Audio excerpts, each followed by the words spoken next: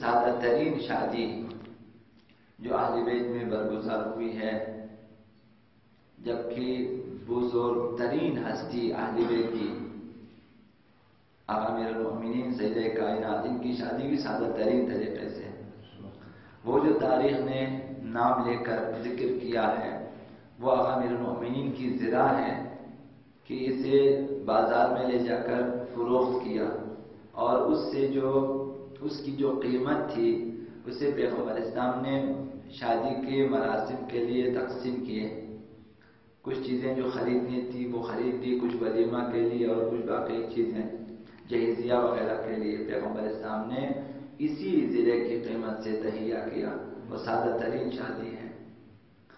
یہ وہ شادی ہے کہ جس میں رسول کائنات حضرت محمد مصطفیٰ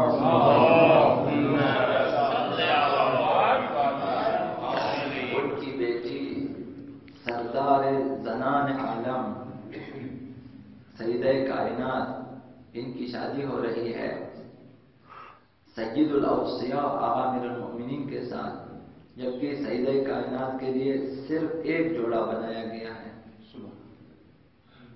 اور وہ جوڑا بھی آقا امیر المؤمنین کے گھر تک نہیں پہنچ سکا۔ واپس سیدہ کائنات اپنے پرانے لباس میں ان کے گھر گئے۔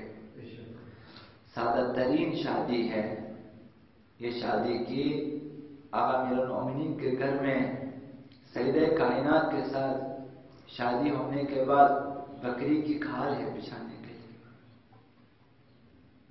اس طرح شادی کی ہے۔ کامیاب ترین شادی، کامیاب ترین بچے، اور یہ ایسی شادی ہے کہ جس میں ان کا عقد آسمانوں میں پڑھا جاتا ہے۔ پیغمبر اسلام مسجد میں لوگوں میں اعلان کر دیتے ہیں اور منبر پہ جا کے خطبہ پڑھتے ہیں، عقد نکاح جاری کرتے ہیں۔ یہ مبارک ترین شادی کہ یہ رشتہ خداوند متعال براہ راست پیغمبر اسلام کے ذریعے طے فرماتا ہے۔ تو ہمارے لیے نمونہ عمل ہے کہ کائنات کی عظیم ترین ہستیاں جو ہمارے لیے عظیم ہیں، اگر ہم مومن ہوں، اگر ہم مسلمان ہوں، متدین ہوں، ہمارے لیے ان سے بڑھ کر پھر کوئی انسان نہیں ہے، کوئی بشر نہیں ہے۔ یہ ہستیاں کہ جن کے ہاتھ میں زمین و آسمان کی کنجیاں ہیں، اختیارات ہیں، جن کے ہاتھوں میں ولایت ہیں، جنہیں خداوند متعال نے علم لدنی سے نوازا ہے، وہ یہ ہستیاں ہیں کہ علم الہی سے، سرچشمے علم الہی سے براہ راست سیراب ہو جاتے ہیں۔ یہ معصوم ہستیاں ہیں، ان کی شادی سادہ ترین طریقے سے ہوتی ہے۔ چند مٹی کے برتن ہیں اور تکیہ ہے کہ جس میں خرمے کی چھال ہے، بچھانے کے لیے بکری کی کھال ہے، مٹی کے کوزے ہیں۔ اس طرح شادیاں ہوتی ہیں۔ تو اب ہم کہاں تک نکل گئے ہیں اس راہ سے؟ تو دیکھیے ہماری شادیاں کس حد تک انحراف کی شکار ہیں۔ اب ہماری شادیاں مشکل سے مشکل تر ہوتی جا رہی ہیں۔ وہ جو معیار اسلام نے بیان فرمایا کہ رشتے میں یہ معیار، لڑکا لڑکی میں یہ معیار، شادی میں یہ معیار، ولیمے کا معیار یہ ہے، عقد ازدواج میں معیار یہ، اب ہم اس سے نکل چکے ہیں۔ ہم اپنے رشتے کے لیے الگ معیار مقرر کرتے ہیں۔ علی ابن اسبات اس نے آقا امام باقر علیہ السلام کے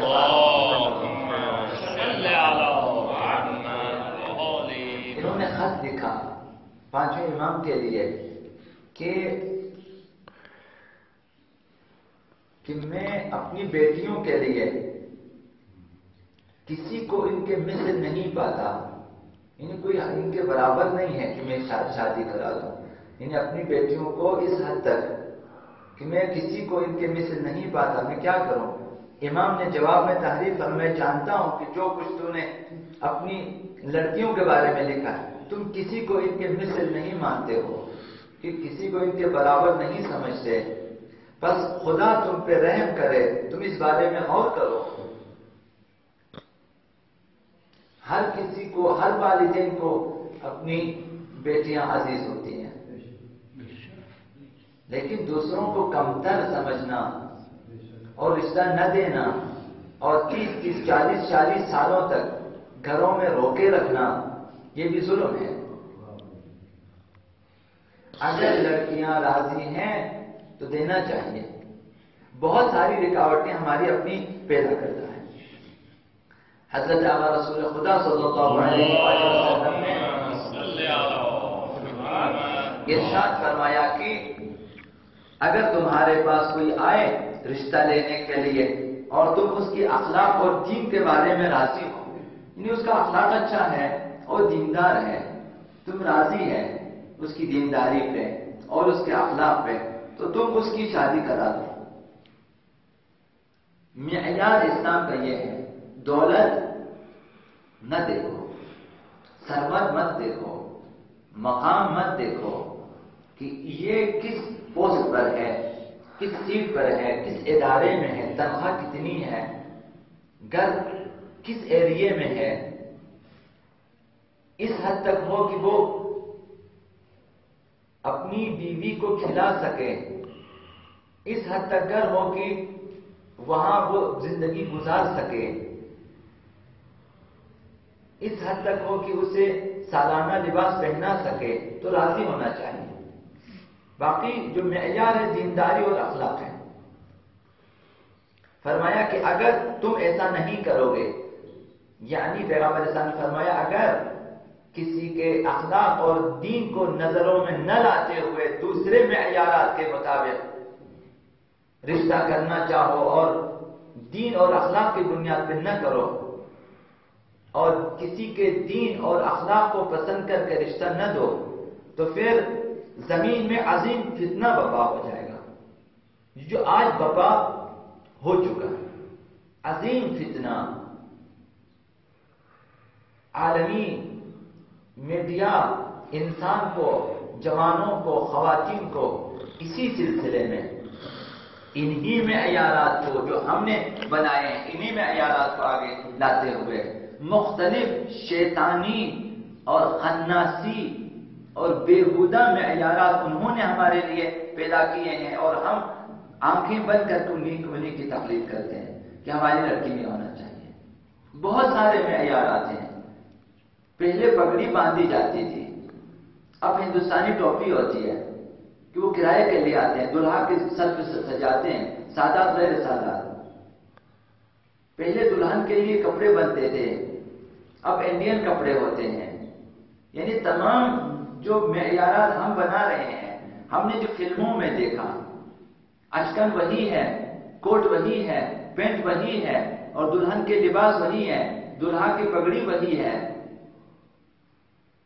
کہ جو ہندوستانی معاشرے میں یا یورپ معاشرے میں ہم نے نہیں دیکھا کہ یہ پگڑی جو کرائے پہ آپ لے کے اس کے سر پہ چڑھا دیتے ہو، یہ کون سی پگڑی ہے؟ یہ دوسروں نے اپنے بنا لیے ہیں اور ہم اپنا رہے ہیں چپ چاپ، اور ہم اسی میں فخر محسوس کرتے ہیں۔ ہم مغربی تہذیب کو لے لیتے ہیں، مغربی تہذیب کو آہستہ آہستہ۔ مغربی تہذیب کیسے آتی ہے؟ اول اس کی زبان کے ذریعے آتی ہے، دوم کے میڈیا کے ذریعے آتی ہے۔ یہ دونوں ہمارے پاس فراوانی ہے۔ قرآن پڑھنا واجب نہیں ہے ہمارے معاشرے میں، انگریزی سیکھنا واجب ہے۔ ایسا کیا ہوا معاشرے میں کہ قرآن سے بھی بڑھ کر انگلش سیکھنا لازمی ہو گیا؟ آپ دیکھیں گے کہ ہمارے جوان، آپ لے آئیں، تجربہ کریں کہ 10 15 20 100 جوانوں کو لے آئیں مسجد میں، ان کو کھڑا کر دیں لائن میں یا بٹھا دیں آپ، اور ان کے سامنے آپ قرآن کا ایک ایک صفحہ دیں اور بولے پڑھیں. پھر آپ کسی بھی انگریزی کتاب کا ایک صفحہ دے دیں، ان سب کے سامنے رکھیں.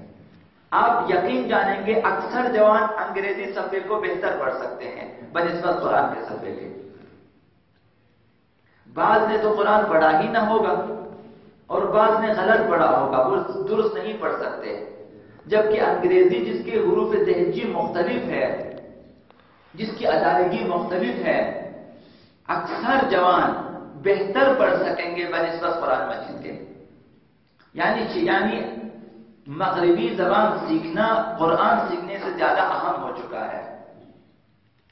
یہ یعنی تسلط، یعنی مغرب کا تسلط، یعنی مغرب کی حکومت، مغرب نے اور اسلام دشمن عناصر نے وہ کام کیے ہیں کہ ہم مجبور ہیں کہ ہم ان کی زبان سیکھیں. جب زبان سیکھیں گے تمام ان کی اصطلاحات ہم میں آ جاتی ہے. آج ہم میں ایسے بہت ساری باتیں اور اصطلاحات ہیں کہ جنہیں ہم اپنی زبان میں ترجمہ نہیں کر سکتے. ہمارے پاس الفاظ نہیں ہیں، ان کی زبان میں ہم نے الفاظ سیکھ لیے ہیں. یعنی روزمرہ زندگی میں اظہار خیال کے لیے، اظہار بیان کے لیے، معافی ضمیر کو بیان کرنے کے لیے ہم نے ان سے الفاظ سیکھے ہیں. جبکہ آپ عالم، غیر عالم، تاجر ایسے الفاظ استعمال کریں گے مغربی زبانوں کے کہ آپ کہیں یار اسے وہ آپ اردو میں بتا رہے ہیں، اسے اپنی زبان میں بتا رہے ہیں، نہیں بتا سکیں گے. وہ اس کا ترجمہ نہیں آتا ہمیں. یعنی خوشی سے دوسروں کی زبان کو، تہذیب کو قبول کیا ہے. تو جب زبان آتی ہے، زبان وہ دروازہ ہے کہ جہاں سے تمام تہذیب اندر داخل ہو جاتے ہیں. انہوں نے ہمیں مجبور کیا ہوا ہے، انہوں نے ایسی حکومت کی ہے. اب بھی ہمارے اوپر ان کی حکومت ہے. جب ہمارے آفس میں مغربی زبان چلتی ہے، جب ہمارے دفاتر میں، کاغذات پہ، جب ہمارے درخواستوں میں، ہر جگہ جب انگریزی چلے گی تو مجبوراً سب کو انگریزی سیکھنا ہوتا ہے. جب ہمارے صدر، وزیر اعظم، وزراء، M N As, M P L, جب ہمارے آفیسرز مجبور ہیں انگریزی بولیں، تو جو ان کے اداروں میں جائیں گے وہ بھی مجبور ہیں کہ یہاں سے انگریزی سیکھ کے جائیں. یعنی اپنی زبان پہ پابندی ہے. آپ دفتروں میں اپنی زبان میں گفتگو نہیں کر سکتے، اپنی زبان میں آپ اپلیکیشن نہیں لکھ سکتے، درخواست نہیں لکھ سکتے، آپ کو انگریزی میں لکھنا ہوتا ہے. بڑے بڑے دفاتر میں آپ جائیں تو یہ یعنی تسلط. اسی طرح شادی بیاہ میں آہستہ آہستہ ان کے ڈائلاگس، آہستہ آہستہ ان کے مراسم شادی کے، یہ ساری چیزیں یعنی پاکیزہ محبت کے نام پہ پاکیزہ عشق، یہ ساری چیزیں کہاں سے آئی ہیں؟ اسلام میں نامحرم کے ساتھ کسی بھی صورت میں کوئی عشق نہیں ہے، حرام ہے، دیکھنا حرام ہے، چیٹنگ حرام ہے، ان کے ساتھ بیچنا حرام ہے، باتیں کرنا حرام ہے، ٹیلی فون حرام ہے دوستی کے نام پہ. نامحرم سے اصلا دوستی حرام ہے. یہ ساری چیزیں مغرب سے آئی ہے، ہندوستان سے آئی ہے کہ بھائی وہاں جو ہے محرم نامحرم جن سے مخالف کے ساتھ دوستی، عشق و محبت کے نام پہ، پیار کے نام پہ، وہاں پہ یہ مقدس سمجھا جاتا ہے اور مسلمان معاشرے نے قبول کیا ہے. ہم نے کوئی گناہ کیا ہے؟ ہم نے ایک دوسرے سے محبت کی ہے. ہم نے کوئی گناہ کیا؟ بدترین گناہ کیا ہے. اسلام نے یہ راستہ ہمارے لیے پیش نہیں کیا. اسلام نے شادی بیاہ پیش کیا ہے کہ یہ رشتہ ہے، جائیں رشتہ لے لیں، لے آئیں، عقد نکاح ہونا چاہیے اور اس کے بعد آزاد ہو. تو ہمارے مراسم وہاں سے آتے ہیں. تو لہذا ہمیں معیار دیا ہے کہ اخلاق اور دینداری کو معیار بنائیں کسی بھی رشتے میں. اگر ایک خاتون میں اخلاق اچھا ہے، دینداری اچھی ہے تو اس کا رشتہ قبول کریں. اگر ہم ایسا نہیں کریں گے تو مختلف برائیاں معاشرے میں جنم لیتی ہیں.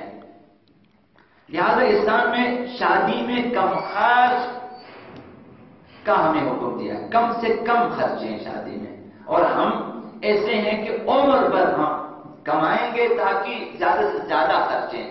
بالکل برعکس اسلامی تعلیمات کے، ایک سے ایک بڑھ کر خرچنا چاہتے ہیں کہ آج تو خوشی کا دن ہے، ڈول بازوں کو حلال سمجھنے لگا کیونکہ شادی ہے، خوشی کا دن ہے، ناچ گانوں کو جائز سمجھنے لگا۔ اب وہاں کسی کا کوئی احترام نہیں رہتا شادی بیاہ میں کیونکہ خوشی کا موقع ہے۔ اب وہاں متدینین اور خانہ کعبہ کی پردوں سے چپکنے والے حاجی، زائرین، متدینین بھی اس سب میں شامل نظر آتے ہیں کہ وہ بھی سمجھتے ہیں کہ آج خوشی کا دن ہے، خوب ناچیں، خوب گائیں، اس میں کسی بھی نہ محرم کا کوئی تقدس ہوگا، نہ وہاں رمضان کا کوئی تقدس ہوگا، نہ وہاں امام بارگاہوں کا، نہ مساجد کا، نہ وہاں کہ آپ کے سائے مسجد ہے پھر بھی اسی کے سامنے ڈول باجے سب کچھ بجیں گے۔ یہ چیزیں باہر سے آئی ہیں، اسلام میں تو نہیں ہے۔ تو عظیم فتنہ برپا ہوتا ہے جب ہم اسلامی معیارات کے مطابق، لہذا اسلام ہمیں حکم دیتا ہے شادی میں کم سے کم خرچے، جیسا کہ پیغمبر اسلام نے آقا امیر المومنین سیدہ کائنات کی شادی میں کیا، لیکن معاشرے میں اس کی مخالفت ہوتی ہے کہ یہ بھی کوئی شادی ہے، یہ بھی کوئی کھانا ہے، لہذا اضافی مراسم ہمیں دیے گئے ہیں کہ آپ قیمتی ترین کارڈ چھاپیں، اس پہ نام لکھیں، بعض لوگ لڑکیوں کا نام نہیں بعض وہ بھی لکھ لیتے ہیں، پھر آپ بانٹیں۔ کیا ہوگا؟ ایک دفعہ اس نے دیکھ لیا کہ فلان جگہ فلان تاریخ کو ان کی شادی ہے، ختم اس کے بعد اس کو پھینک دینا ہے۔ اب وہ 50 روپے کی کم سے کم کارڈ ہوگی، 100 روپے کی، بعد 150، بعد 500 روپے کا کارڈ ہوگا، قیمتی ترین۔ اس کے جو نقصانات ہیں وہ لوگوں کو پتہ ہے۔ اب کارڈ معیار بن چکا ہے، شخص معیار نہیں ہے۔ اگر آپ حاجی ہیں، متدین ہیں، اگر آپ سید ہیں، اگر آپ عالم ہیں، اگر آپ بہترین فرد معاشرہ ہے، آپ کی حیثیت نہیں رہتی، جبکہ آپ کے طرف سے آنے والے کارڈ کی اہمیت ہوتی ہے۔ اگر آپ دعوت دیں کسی وجہ آج ہماری شادی ہے، وہ یہ کہ میرے ابھی تک کارڈ نہیں ملا، انہیں کارڈ نہیں ملا، آپ کی حیثیت نہیں ہے، جب کارڈ ملے تو میں آ جاؤں گا، یہ غلط معیار ہے۔ شخص کو اہمیت دیں، کس انسان نے مجھے بلایا ہے، کس شخصیت نے مجھے دعوت دی ہے، اس کی خاطر، نہ کارڈ کی خاطر۔ یہ خلاف ہے تعلیمات اسلام۔ اسلام ہمیں کم مہر رکھنے کا حکم دیتا ہے کہ خواتین اپنا مہریہ کم رکھیں، لیکن معاشرے میں اس کی مخالفت ہوتی ہے کہ زیادہ سے زیادہ حق میں رکھا جائے، تو اس کے نقصانات سامنے آ جاتے ہیں اور ابھی آ رہے ہیں۔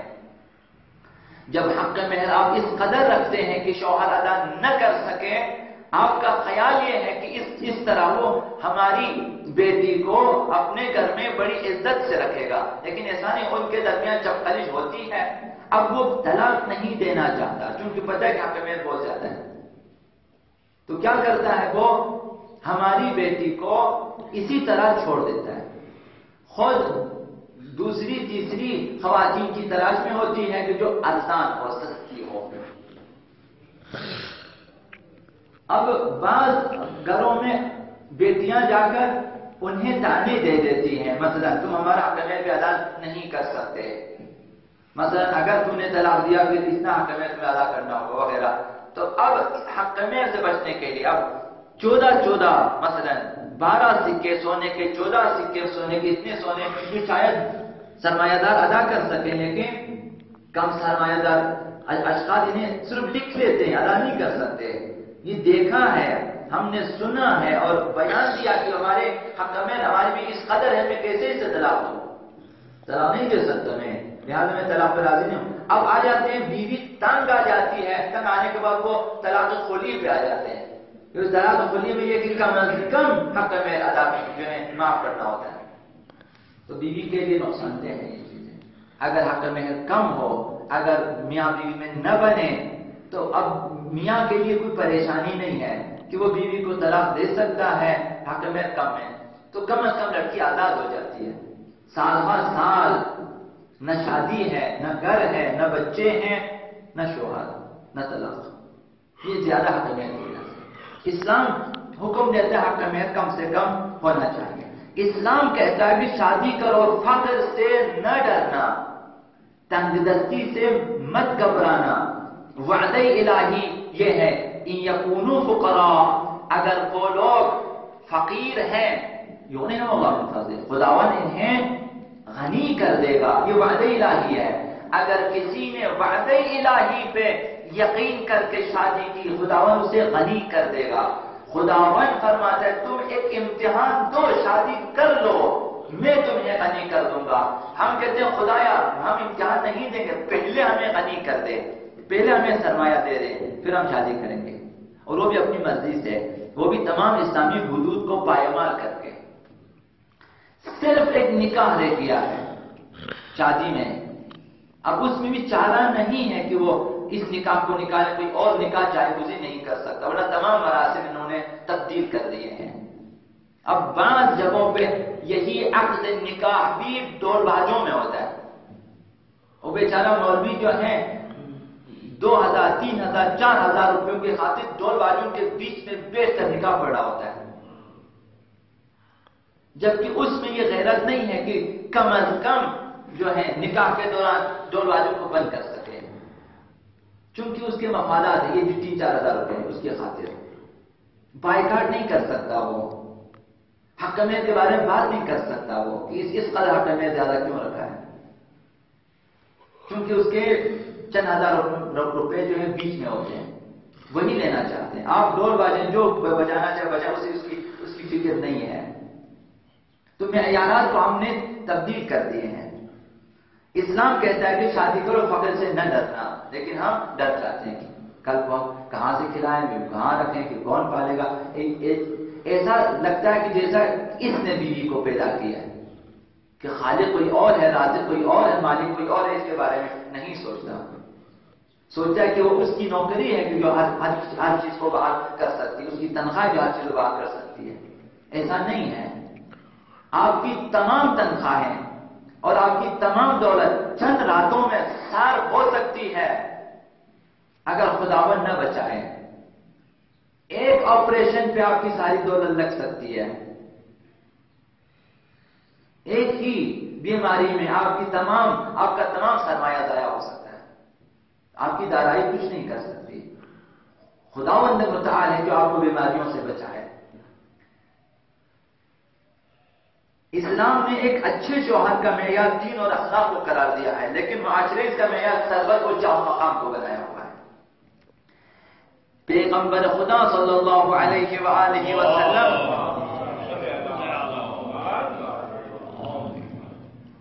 ان کی امتی مؤمنہ خواتین کا حق مہر، جسے مہر السنہ کہا جاتا ہے، وہ 500 درہم چاندی کے برابر ہوتا ہے.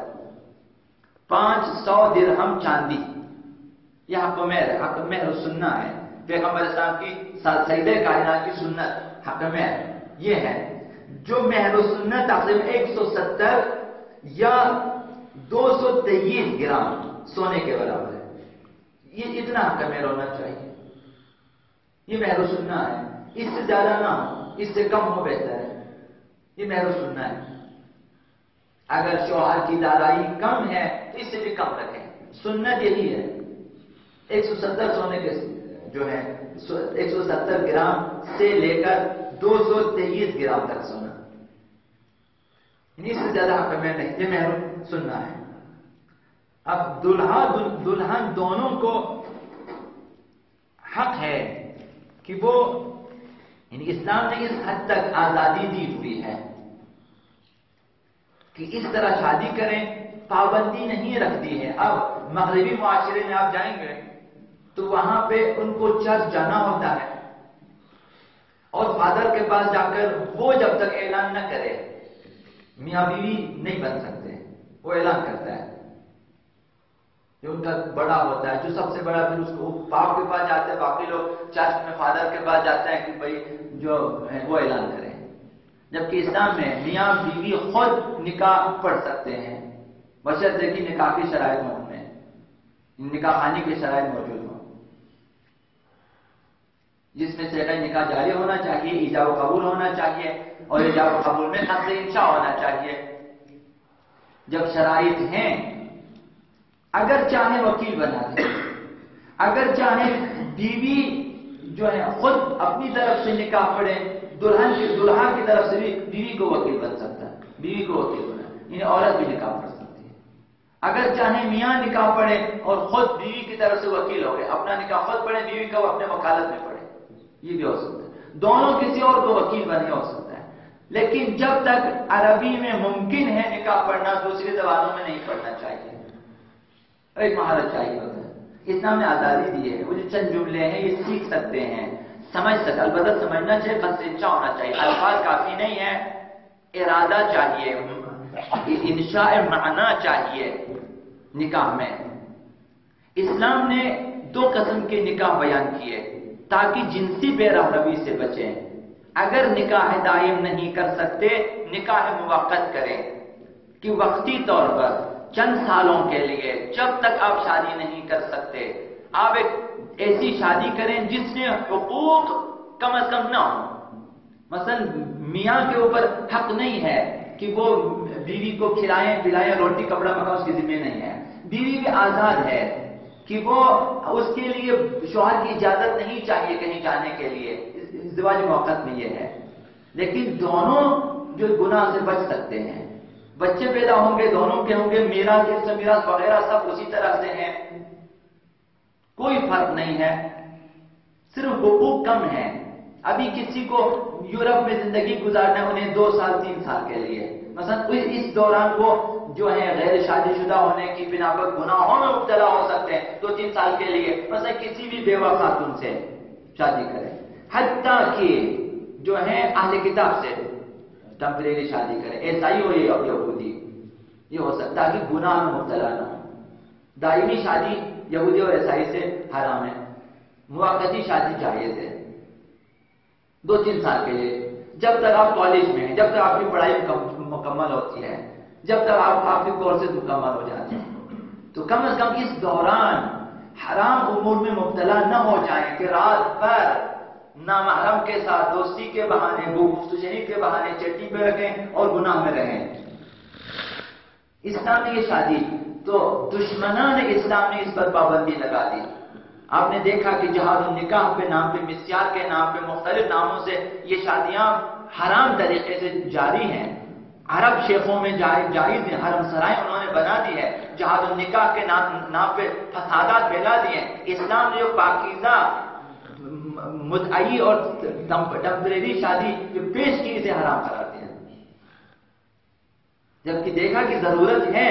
اب چونکہ پہلے انہوں نے حرام کیا ہو تو اس لفظ کو استعمال نہیں کرتے، کام سارا وہی ہے، اب کہا کہ یہ متعہ نہیں ہے، کیا ہے؟ جو جہاد النکاح ہے یا نکاح مسیار ہے، اس نام سے کرتے،